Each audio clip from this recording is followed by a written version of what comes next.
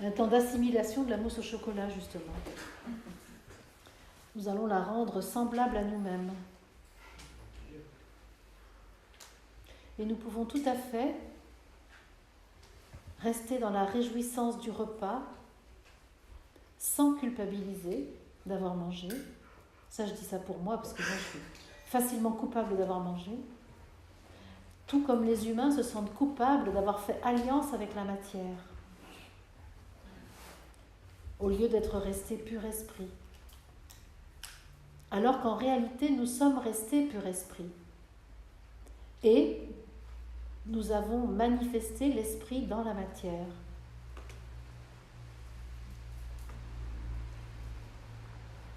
Et nous pouvons tout à fait accompagner l'acte de la digestion avec notre conscience,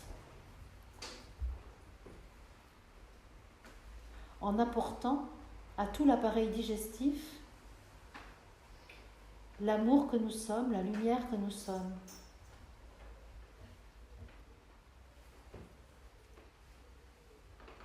Alors que sans que nous n'ayons à penser, la digestion se fait, nous pouvons apporter notre conscience, notre divine présence à cette volonté de notre corps qui permet l'assimilation des aliments.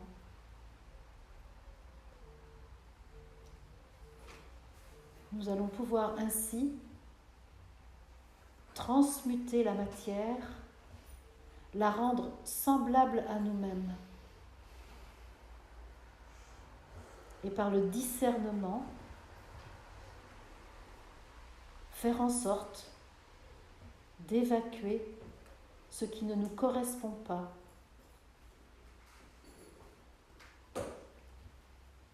Nous pouvons respirer amplement.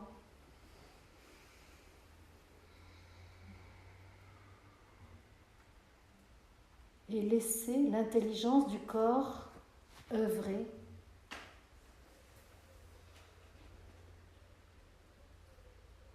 Et nous pouvons donc nous contenter d'accompagner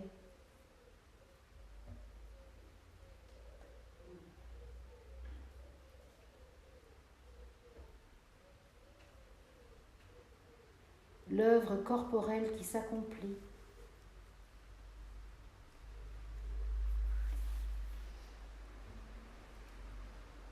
Dans l'acte de manger, il y a le rappel de notre choix d'être dans la matière, dans la densité. Et nous pouvons là bénir ce choix, l'accepter une fois encore totalement, de là où nous sommes maintenant.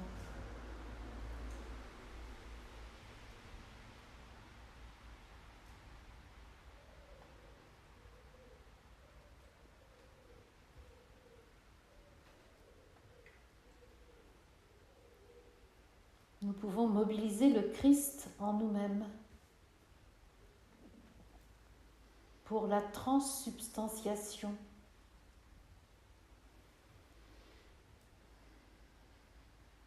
de la matière.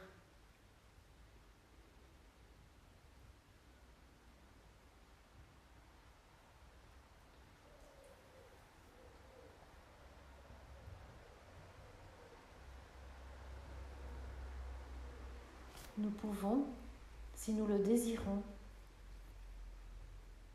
connaître la joie de nous souvenir de qui nous sommes et de notre choix d'avoir procédé à la création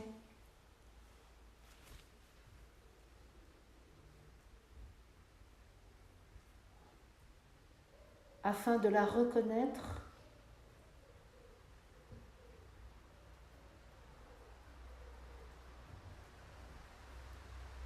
sacrée,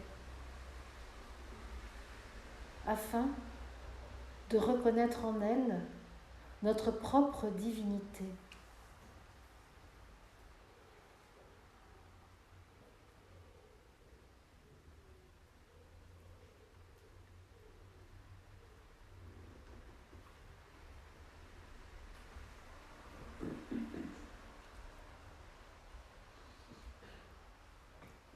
dans cet état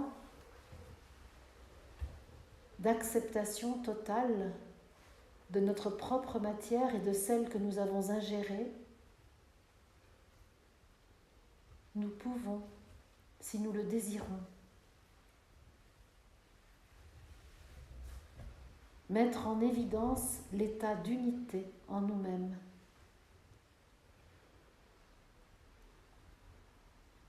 Un état où la forme humaine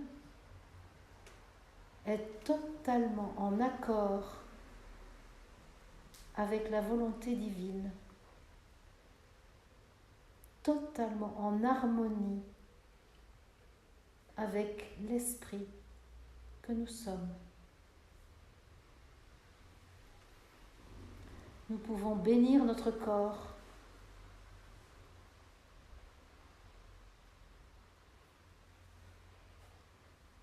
le sanctifier et par là même l'accepter totalement en le reconnaissant dans sa perfection divine et en le libérant des influences de la légende humaine, des fausses croyances venues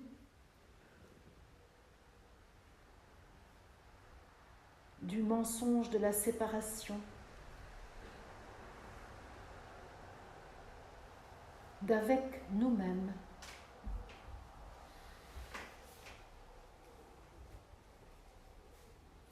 Nous sommes en cet instant réunis en nous-mêmes.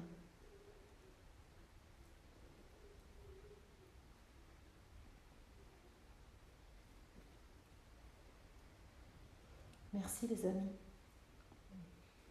Nous allons reprendre.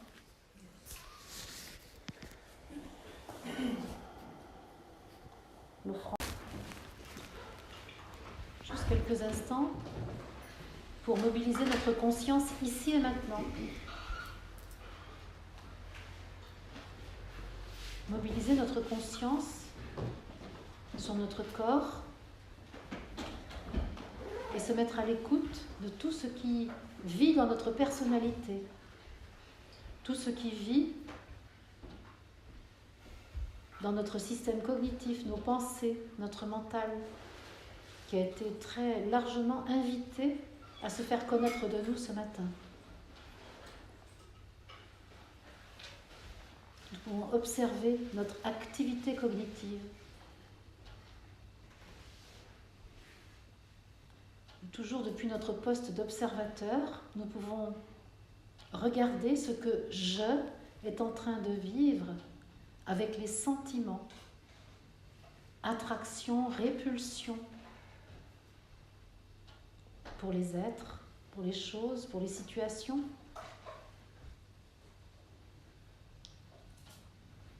De la même manière, nous pouvons faire en sorte que je, observateur, regarde le je, metteur en scène, avec ses émotions, peur, colère, tristesse, euphorie.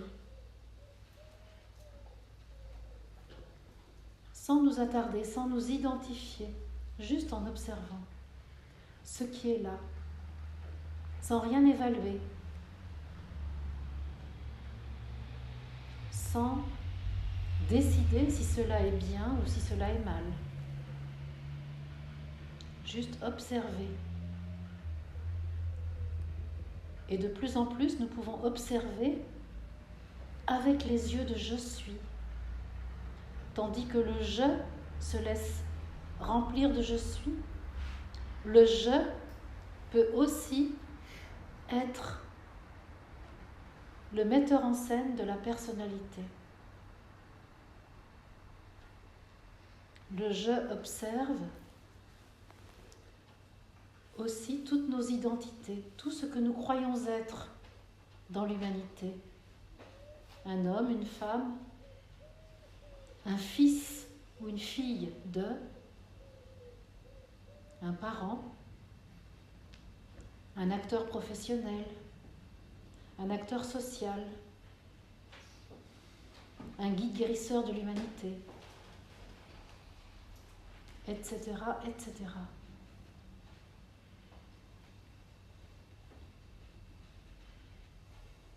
Et nous pouvons regarder toutes ces identités avec les yeux de je suis, avec l'amour de l'esprit. Et nous pouvons aussi regarder toutes nos envies d'appartenir à des collectifs, à commencer par l'humanité tout entière, puis les différents groupes sociaux, groupes spirituels que nous fréquentons, puis nos familles. Nous pouvons observer tout cela et observer tous les élans que cela suscite en nous.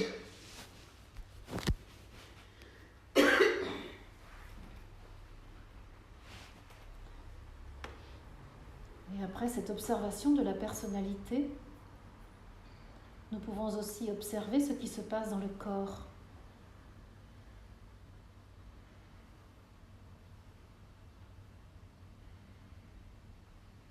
Quelle partie du corps nous appelle? Appelle la conscience « je suis » à l'éclairer.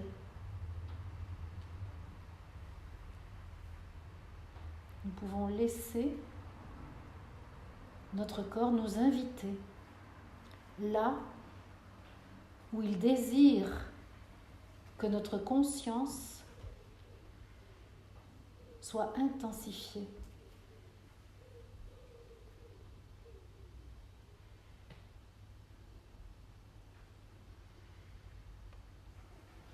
Et puis nous pouvons aussi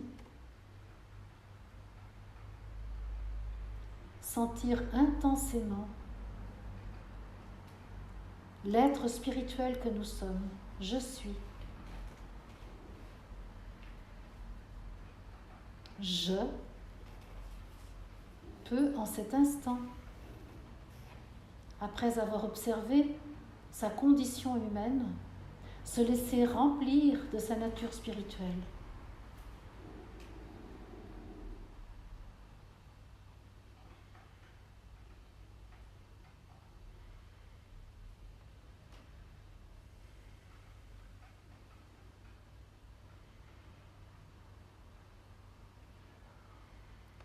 Et c'est ainsi que nous pouvons, si nous l'acceptons,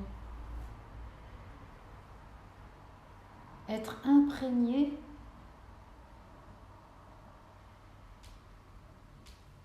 de notre vérité solaire, du Christ, de la conscience solaire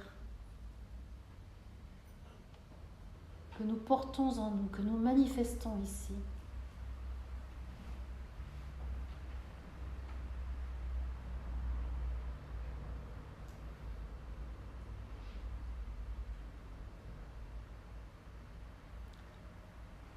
De cette manière, nous avons rassemblé tous les rayons qui émanent de nous et les avons réunis dans notre centre pour que ces rayons s'intensifient et qu'ils éclairent toute l'humanité sur la terre. Et c'est dans cette conscience de nous-mêmes que je vous propose que nous reprenions nos échanges. Alors mon ressenti après ces 2 jours et demi passés ensemble, c'est l'impression d'avoir été hors du temps, tout en honorant un rendez-vous. Alors c'est un peu paradoxal, mais c'est comme ça. Je repars avec un sentiment très fort que rien n'est grave, mais que tout est expérience. Une phrase qui me poursuit là depuis quelques jours. Voilà, et avec la conscience aussi que, eh bien, toutes les facettes, enfin 28 facettes euh, du magnifique diamant que forme l'humanité, eh bien, se sont rencontrées pendant ces quelques jours et c'était merveilleux. Ces facettes, eh bien, elles me composent et je les compose également. En mettant les conditions favorables pour que l'amour soit, alors je confirme l'engagement que j'ai pris. Parce que c'est ce que nous venons de faire. Nous avons vécu un rassemblement et mon job à moi, c'est juste de mettre les conditions favorables pour que l'amour existe. Et en fait, quand c'est comme ça, je constate avec une joie profonde que l'être humain ne pense qu'à une chose, c'est à aimer. Et que notre boulot, à nous, guides guérisseurs de l'humanité, c'est de faire en sorte que les conditions favorables à l'amour soient réunies le plus souvent possible. Et c'est quoi les conditions favorables à l'amour? C'est l'acceptation. Juste l'acceptation totale de ce qui est. Même si ça grince, même si ça vient chercher mes limites, même si ça vient heurter mes croyances, mon confort, je continue de désirer accepter moi-même et autrui dans tout ce qu'il est. Quand je ne tolère pas autrui, c'est que c'est une partie de moi que je ne tolère pas. C'est donc pas si compliqué que ça. C'est quelle est cette partie de moi que je trouve insupportable. C'est passionnant à regarder. C'est chiant. Mais c'est juste génial. Parce que ça me redonne toute la responsabilité et tout le pouvoir sur la vie, sur tout, sur mon environnement. Quelles sont donc les limites que je mets à ma guérison? Eh bien, c'est le grain de sel que ma personnalité veut poser sur tout ce que je vis. C'est pas grave, c'est comme ça aujourd'hui. Je m'accepte. Mais je désire continuer à être totalement l'instrument du divin, l'outil de l'Esprit Saint. Donc, merci à vous tous de votre confiance, de votre implication, du don de vous que vous avez consenti, que vous avez même voulu, parce que ça me rend confiante pour la suite dans l'humanité, ce qui n'est pas toujours évident, parce que quand même, regarder le monde tel qu'il est, c'est pas toujours, ça me rend pas toujours confiante. Mais regarder des groupes comme celui-ci, avec notre diversité, avec les spécificités de chacun, avec les souffrances de chacun, avec les beautés de chacun, ça me rend très confiante. Pas optimiste, parce que ça, ce serait encore une bêtise, mais confiante. Confiante, c'est-à-dire renforcée dans la conscience du divin en chacun. La foi, la confiance, c'est la même chose. C'est la conscience du divin en chacun. Et cette poussée du divin en nous, elle est visible maintenant, dans la société tout entière, même si c'est encore un peu caché. Il y a une poussée spirituelle dans l'humanité actuellement que ce groupe particulièrement manifeste. Et peut-être nous pouvons avoir peur de cette nouvelle naissance à nous-mêmes, parce que c'est une naissance dans une conscience de soi que la légende humaine nous a fait oublier. Et pourtant, je le sais, c'est ce que nous connaissons le plus intimement, parce que c'est notre corps, c'est dedans. Donc c'est ce qu'il y a de plus intime que nous croyons inconnu, alors que nous croyons connaître l'illusion de la personnalité qui est sans arrêt en train de bouger, de changer. Il y a l'éternité du divin qui est là, dans le noyau de nos cellules. Non seulement j'accepte tout ce que j'ai vécu jusqu'à ce jour dans cette incarnation, mais je peux dire aujourd'hui, je le revendique. Je le revendique. J'ai fait de mon mieux à chaque choix que j'ai eu à faire, avec la conscience qui était la mienne alors, avec les blessures qui étaient les miennes alors, avec les puissances que j'avais alors. Je revendique. Et je fais mienne cette expérience vécue jusqu'à maintenant. Ça ne veut pas dire que je souhaite continuer à expérimenter un certain nombre des choses que j'ai vécues. Justement, je les ai vécues. Mais pour autant, je revendique tout ce que j'ai vécu. J'en prends la totale responsabilité. Et ce qui est encore cristallisé de manière sensible, je l'offre au Christ que je suis pour que ce soit transmuté, absorbé par la lumière authentique que je suis. Merci à vous.